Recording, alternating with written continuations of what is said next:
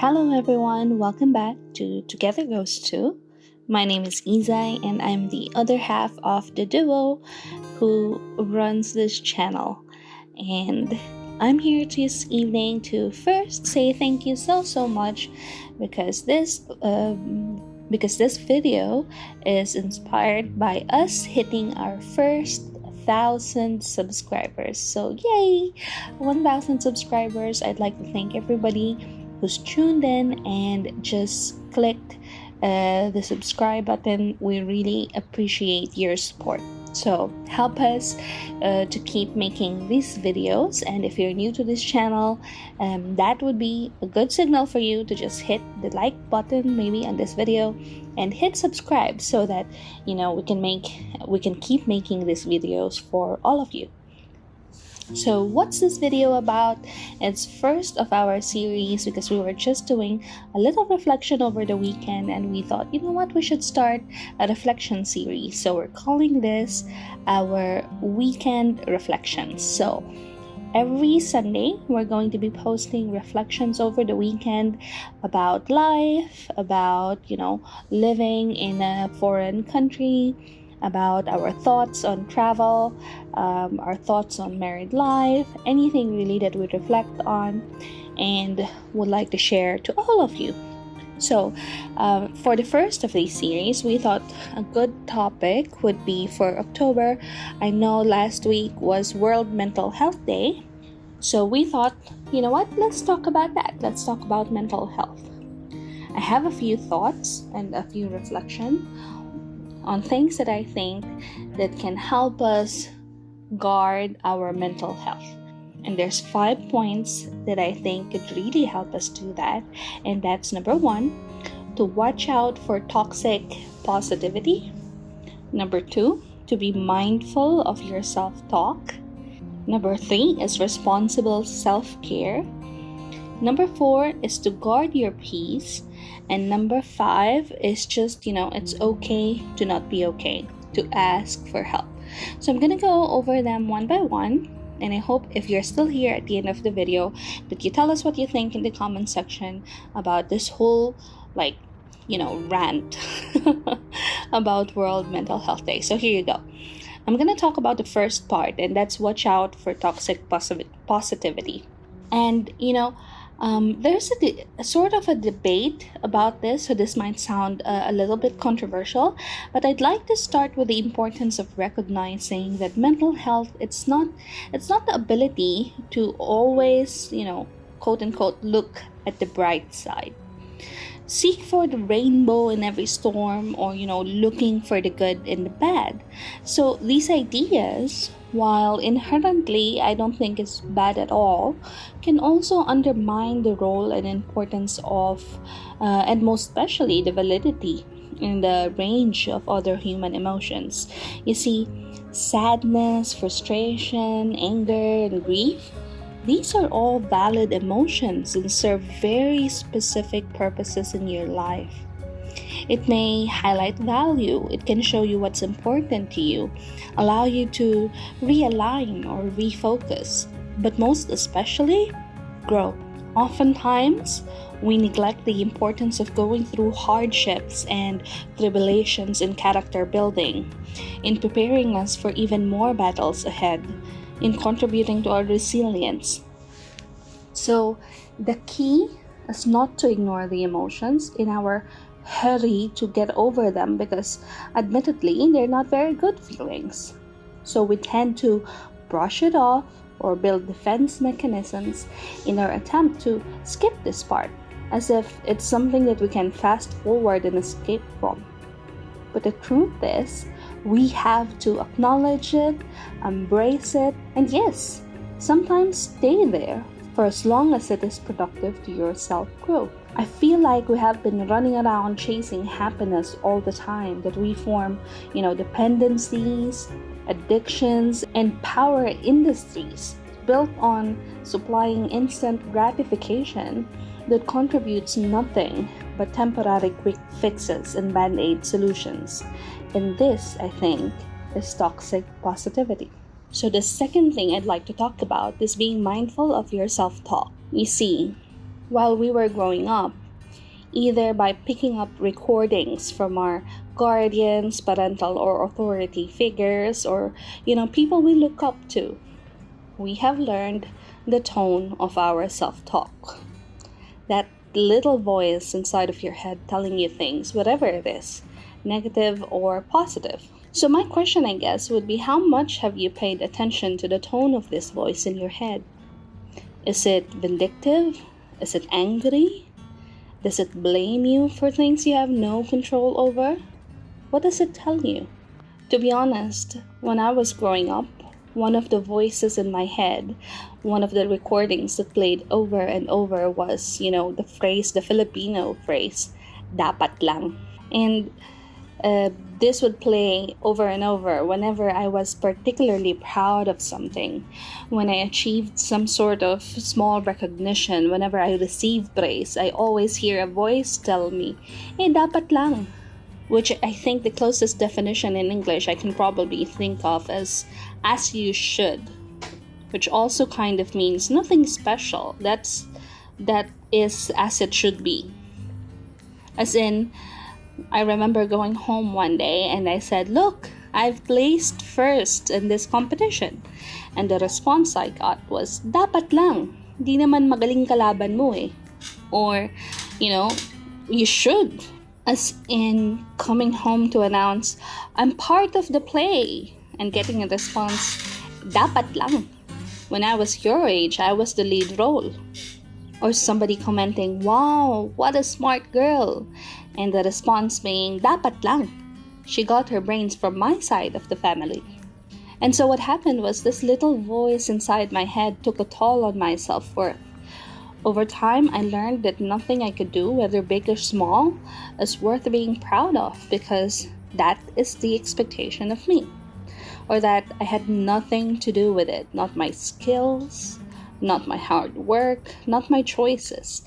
It also meant that I could never take a break from being the perfect little achiever, and that there were no down times. I remember vividly, for example, coming home as a second grader, proud of placing second in the first periodic grading, and my parent figure bursts out, "Second lang, Narisa? How embarrassing." Which is like, only second? You placed only second? So, for a very long time, it took me a really long time to recognize this negative self-talk and undo this programming. And imagine, this was just one of the voices in my head. Throughout the years, we would have picked up several, dozens, hundreds. Some help us go through tough times, but some really helps put us there. So be aware of your self-talk. Know that these are programming by no fault of anyone, and it's up to you to stop the cycle.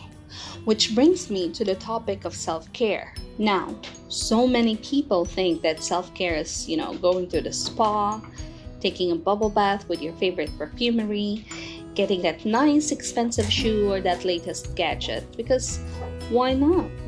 I've been working hard lately, or I've been feeling down, or I need a pick-me-up, and yes, I deserve it.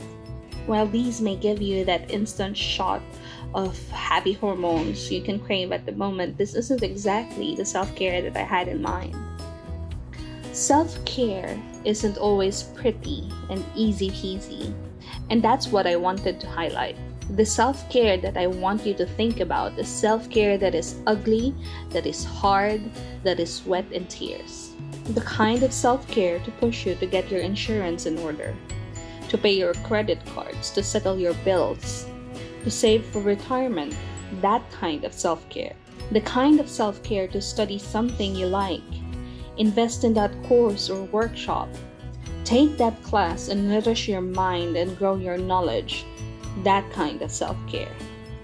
What I want for you is to show yourself the kind of love and care to feed your body the right kind of nutrition, to honor your rest and recuperation time by sleeping on time, for you to get the hard things done now and sleep knowing that the next 10 years of your life is not only taken care of, but will actually be unburdened by guilt, or debt or ignorance.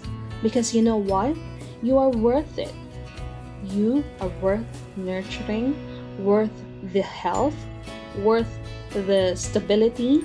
You're worth the investment. And that's why I call it responsible self-care. Self-care is not prioritizing wants over responsibilities for instant gratification and temporary rush of joy. You may chalk these things up to be burden or, I hate that word, adulting. But I think being the adult means you know exactly what your priorities are. And it is only the adult, not the child, you can rely on to truly care for something. And in this case, someone. And that someone is you. Now, the last two things are going to be quite short. The first being guard your peace. And what does that mean exactly? If you've done all three, you would find, I guess, a sort of sense of peace. And one of the worst mistakes that you can do is to actually go back to your old programming or be triggered by things that fall outside of your sphere of control. If you imagine, for example, things that you can influence, so there are certain levels of control that you have over elements in your life. The first being, and let's imagine them as fears. The first fear would be the things that you control. These are your thoughts, your words, and your actions. Those are the only three things that you have control over, complete control over. So what you think, how you feel, what you say and do about these things are under your control. And really, sometimes in guarding your peace, these are the most important things to look out for. The second sphere is going to be your sphere of influence. These are things that maybe you have a little bit of influence over, but you cannot possibly completely control. Your relationships with other people, other people's thoughts of you, how they see or perceive you. So up to a certain level, you do have an influence over those things, but it can always go the other way. So no matter what you do, if you obsess over things like that, it's just going to chip away at your peace. And the third sphere is, I think, the broadest, is the sphere of no control. Now, these are things like the weather, like global news, fluctuation, really. Things that you have no control over, but I find that so many of us just obsess over. I mean, it's one thing to take a look at the weather forecast and just expect rain and bringing an umbrella.